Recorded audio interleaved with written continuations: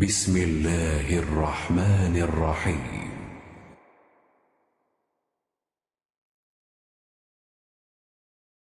محمد بن عمرو بن حسن بن علی نے کہا کہ حجاج کا زمانہ آیا اور وہ نماز دیر کر کے پڑھایا کرتا تھا، اس لیے ہم نے حضرت جابر بن عبداللہ رضی اللہ تعالی عنہ سے اس کے بارے میں پوچھا تو انہوں نے فرمایا کہ نبی کریم صلی اللہ علیہ وسلم ظہر کی نماز ٹھیک دوپہر میں پڑھایا کرتے تھے، ابھی سورج صاف اور روشن ہوتا تو نماز عصر پڑھاتے، نماز مغرب وقت آتے ہی پڑھاتے اور نماز عشاء کو کبھی جلدی پڑھاتے اور کبھی دیر سے۔